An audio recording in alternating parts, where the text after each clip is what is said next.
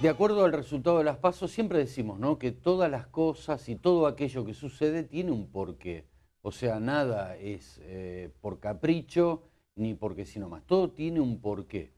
Y hubo un comportamiento bastante particular. Por lo pronto es lo que arrojaron, digo, los resultados. Entonces digo, ¿cómo juega lo cíclico en todo esto? Entre otros puntos. Así que vamos a tratar de analizar lo que pasó y lo que puede llegar a pasar. A uno le gusta ir un poco más allá en lo que es el futuro, ¿no? Federico González, a uno le gusta ir un poco más allá y siempre trata de querer adivinar qué puede llegar a pasar. Pero bueno, volviendo a la realidad, tenemos un resultado y una posibilidad de cara a octubre. Gracias Perfecto. por haber venido. No, gracias a ustedes por invitarme. Sí, coincido en que hay una pasión humana por comprender qué es lo que ocurrió, por qué ocurrió, y otra pasión que es, bueno, y ahora cómo sigue, qué es lo que va a ocurrir. Vamos a empezar por el principio. Dale. A mí me parece que lo que ocurrió en Las PASO fue la crónica de un resultado anunciado. A mí me parece que la Presidente venía desacertando con una serie de medidas, sus desaciertos, no solo de medidas de ella, sino de hechos que ocurrieron al gobierno, comenzaron con el escándalo de las denuncias hacia el vicepresidente Boudou. Así que a poco tiempo del 54% empezaron las desventuras para el oficialismo. Le siguió la tragedia de Once, le siguió el tema del cepo cambiario, le siguieron las sucesivas marchas del 19S, del 8N, el problema de las inundaciones de La Plata, y que, digamos, donde la actuación presidencial no fue del todo, digamos, aceptada por la sociedad. Y bueno, podríamos seguir enumerando. Entonces me parece que en términos de este tema de lo cíclico, a mí me parece que lo que le está ocurriendo a la Presidente puede encuadrarse bajo la lógica del ciclo del encanto y el desencanto, con varios momentos. Porque en realidad, si nos retrotraemos al 2003, creo que el kirchnerismo empezó con una promesa de un país en serio, como decía Néstor Kirchner, y la gente de alguna manera tomó esa promesa y bueno, creo que hubo una serie de hechos que estuvieron a la altura de esa promesa. Después comenzaron los problemas. Comenzaron los problemas, comenzaron las negaciones, comenzaron las hostilidades, comenzó esta lógica de amigo y enemigo. Creo que el episodio más crítico fue el tema del campo, si nos retrotraemos hace algunos años, y bueno, el fracaso en el 2009. Creo que el fallecimiento de Néstor Kirchner, y en eso coinciden muchos analistas políticos, de alguna manera marcó una bisagra y la gente empezó a pensar en la Presidenta de otra manera, y ella cambió también su tono y mostró a la sociedad su parte o costado más dulce, más humano, más agradable, menos hostil. Y bueno, creo que eso explica, más la balanza económica, explica el 54%. Y después fueron todos hechos desventurados. Ahora, ¿vos no pensás, Federico, que cuando los poderes se van transformando en absolutos, yo digo, lo absoluto no existe, ¿no? No es nada, solamente hay algo supremo que es absoluto, pero en lo que es lo terrenal, lo absoluto no existe. Yo digo, ¿vos no pensás que cuando los poderes se van transformando en absolutos o llegan a casi serlo, es como que pierden el rumbo y pierden este contacto, esta sensibilidad con la realidad? Sí, yo creo que hay una megalomanía del poder. Es decir, esto no es algo nuevo, es algo que ha sido tratado en, en el ámbito político, en el ámbito sociológico, en el ámbito psicológico. Es decir, los peligros del poder.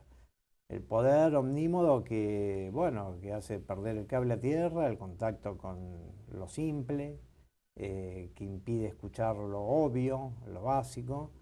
Y a mí me parece que, a mí no me gusta hablar de enfermedades mentales porque me parece que es demasiado exagerado, pero sí de características de Claro, personalidad, que me seguro. parece que es lógico que uno lo pueda hacer, ¿no? Y a mí me parece que en ese sentido la Presidente, si ha cometido algún pecado como política, es, a pesar de que ella en algún discurso se ha dicho lo contrario, yo diría que se la ha creído demasiado. Y entonces, cuando uno se la cree demasiado y se mete en causas como eso del ir por todo, lo que suele ocurrir es que quien va por todo termina quedándose con muy poco o con nada. Y yo creo que esa es la parábola de muchos poderosos, ¿no? Es decir, y además yo agregaría algo que es interesante a mi juicio.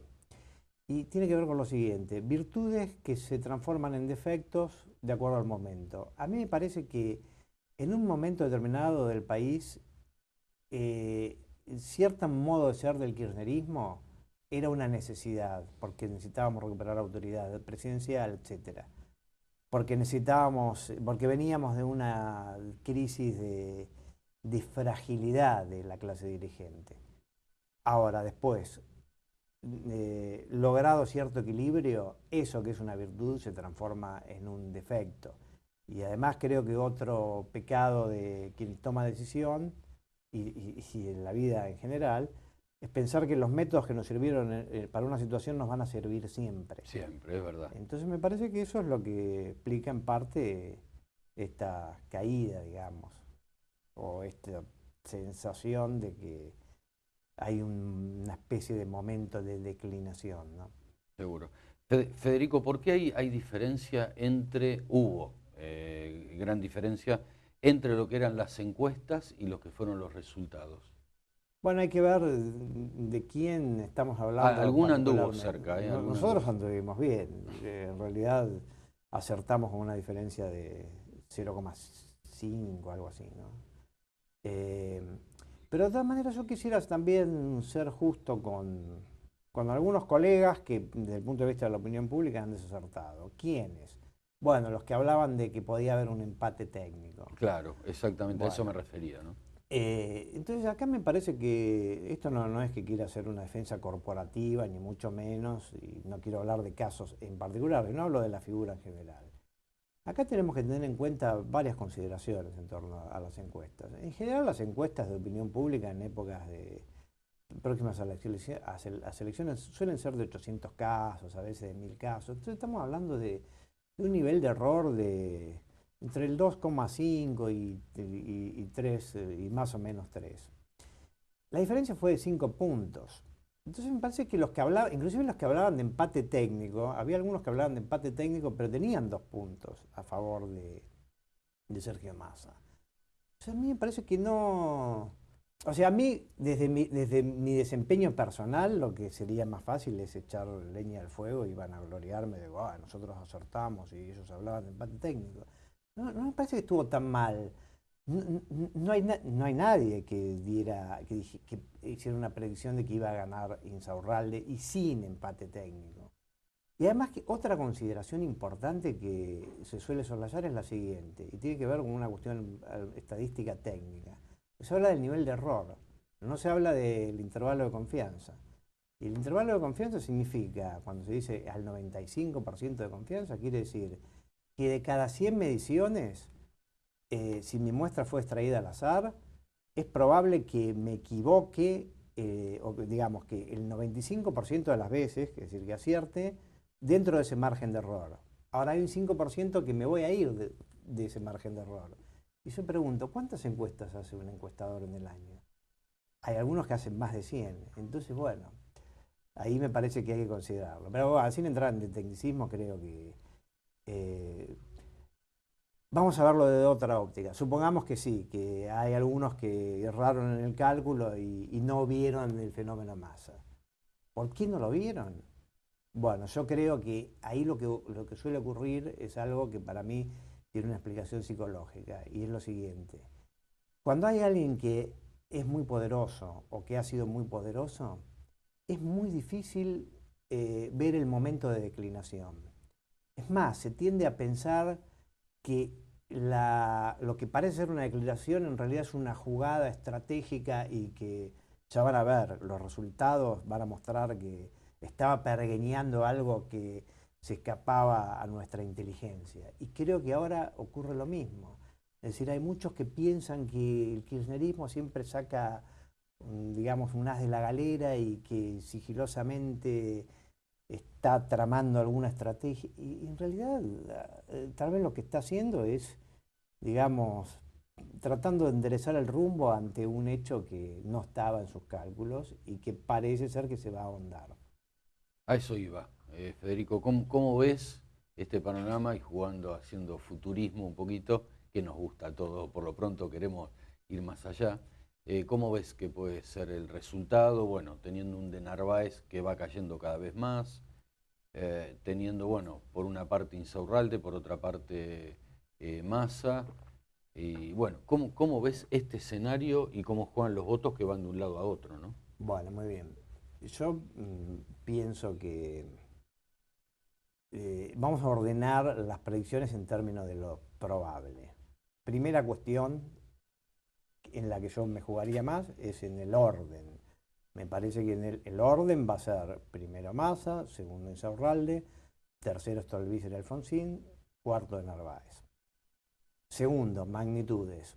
Creo que la brecha entre Massa y Insaurralde se va a ahondar.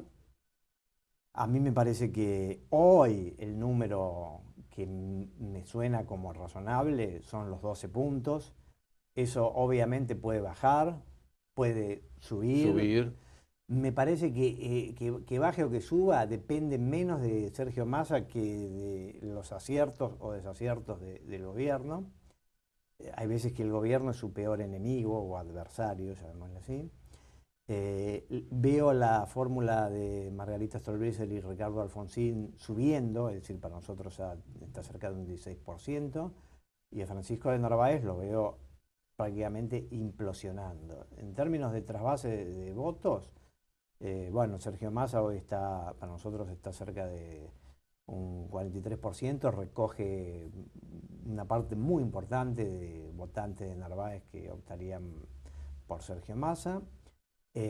También recoge votantes de otras fuerzas que no llegaron a las PASO, que no cumplieron con el 1,5%, y también una consideración técnica, que es bueno que la pongamos sobre la mesa.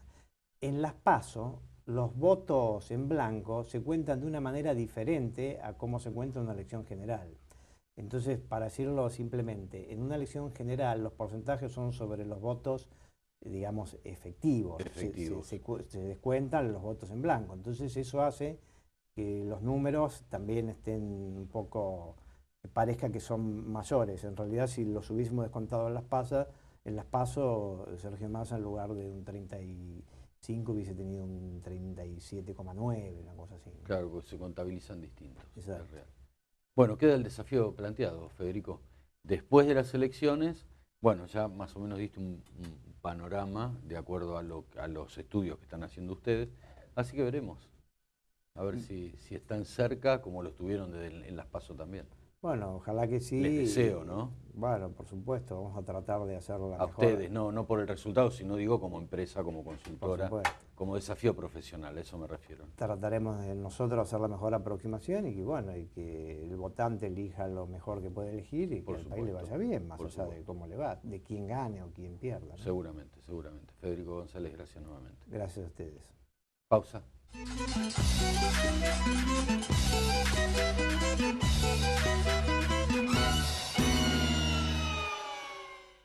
Una vez